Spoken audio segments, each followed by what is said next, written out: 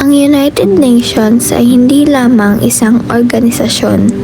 Ito ay may mga dokumento at deklarasyon na nagsisilbing gabay sa mga bansa upang mapanatili ang dignidad at karapatan ng bawat tao.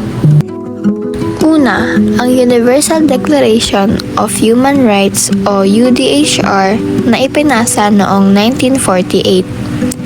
Ito ang kauna-unahang pandiigdigang dokumento na nagtatag ng batayang karapatan ng lahat ng tao, katapatan ng buhay, kalayaan, edukasyon at pantay-pantay na pagtrato. Ang Pilipinas ay kabilang sa mga bansang sumusuporta sa deklarasyong ito. Lalaman ng mga batayang karapatan tulad ng karapatan sa buhay, kalayaan at seguridad ng mga individual. Kasama rin dito ang karapatan sa edukasyon, trabaho at pantay na pagtrato anuman ang kasunod-arihan ng Estado sa Diyos. Mahalaga ang deklaраsyong ito dahil sinisiguro nito na ang lahat ng tao ay dignidad at respeto hindi na pagkakit. Pinas ay sa sumusunod sa UDHR bilang patuloy ng ating paninindigan para pagkakantawin ng dapat. Ang Universal Declaration of Human Rights ay patuloy na nagsisilbing gabay upang mapanatili ang katarungan, kapayapaan at pagkakaisa sa buong mundo. Pangalawa, ang Convention on the Rights of the Child noong 1989. Ito ay nakatuon sa proteksyon ng mga bata.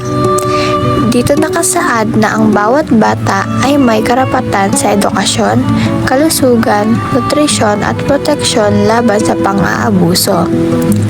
Ang Pilipinas ay isa sa mga unang bansa sa Asya na lumagda at sumuporta sa konbensyong ito.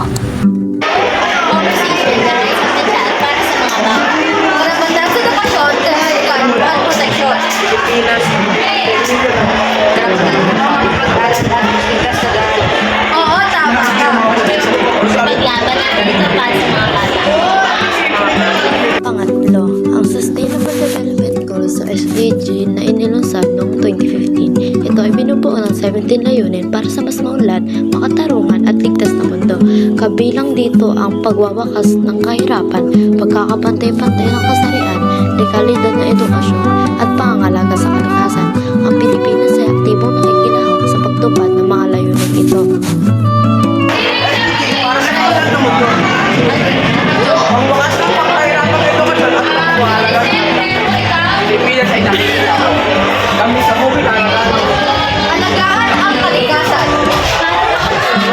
ang tapo ng basura sa tamang basuran at mag-aaral ng mabuti.